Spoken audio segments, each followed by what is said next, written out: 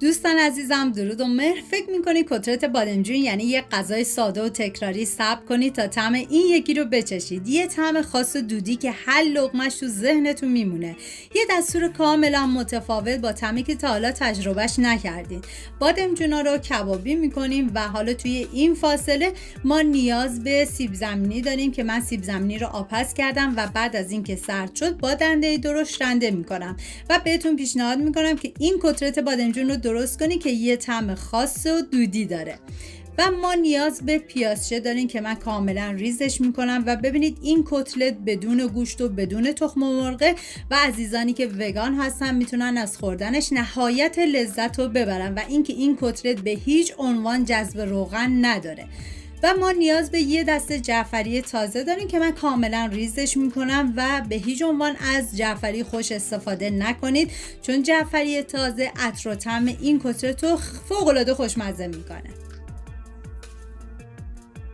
و حالا بادمجونایی که کبابی شدن من به مدت 20 دقیقه داخل یک نایلون گذاشتم و بعد از اون حالا پوستش رو جدا میکنم. ببینید وقتی که یک بادمجون کبابی میشه داخل ظرف درداری یا نایلون میذارید باعث میشه که پوستش رو بتونید به راحتی جدا بکنید.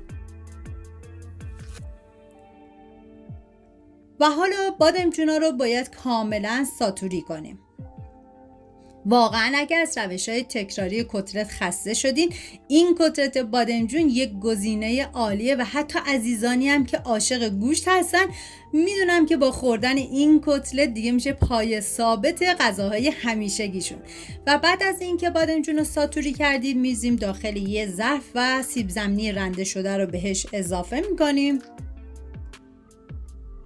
و ما نیاز به یه عدد پیاز بزرگ داریم که با دنده درشت رنده میکنم و بعد 50% از آب پیاز رو میگیرم و به بقیه مواد اضافهش میکنم.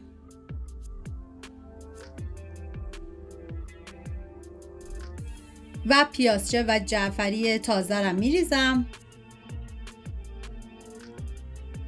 و ببینید ما نیاز به پودر سوخاری داریم که یک پیمانه پودر سوخاری رو میریزم و نصف پیمانم نشاسته ذرت. شما از هر پیمانه که استفاده کردی یک پیمانه پودر سوخاری باشه و نصف پیمانه نشاسته ذرت. ادویه هم شامل آویشم، پودر تخم گشنیز، فلفل سیاه، زردچوبه، نمک و پودر سیر هستش که شما میتونید پودر سیر رو حذف کنید به جاش از سیر تازه استفاده کنید که دیگه کاملا سلیقه‌ایه. و این کتلت به هیچ عنوان نیاز به استراحت نداره و میریم برای درست کردن یک سس فوق‌العاده خوشمزه که در کنار این کتلت حسابی میچسبه. 3 قاشق غذاخوری سس مایونز رو بریزید داخل یه ظرف و 2 قاشق غذاخوری هم ماست بهش اضافه بکنید و 3 قاشق غذاخوری هم جعفری تازه و 1 قاشق غذاخوری سس کچاپ و نصف لیمو ترش تازه و مقداری نمک و پودر سیر که بازم شما میتونید پودر سیر رو توی مرحله حذف کنید به جاش از سیر تازه استفاده بکنید. حالا میریم برای درست کردن این کتلتمون که من داخل تاب روغن کنجد ریختم و گفتم این کتلت به هیچ عنوان جذب روغن نداره و با خیال راحت میتونید میل کنید. و من با قالب فلافل کتلتامو آماده میکنم که شما میتونید با قاشق یا با دست فرم بدید و بذارید یه سمتش که سرخ شد برگردونید و سمت دیگه‌ش هم سرخ شد از روغن جدا کنید. امیدوارم از این کتلت بادمجون دودی لذت برده باشین. این فقط یک کتلت نیست، یه تجربه جدیده. اگه این رسیپی براتون مفید بود حتما لایک کنید، سابسکرایب یادتون نره چون کلی دستور خوشمزه دیگه تو راهه. ممنون که تا آخر ویدیو همراه من بودید. تا یه خوشمزه دیگر، بدرود.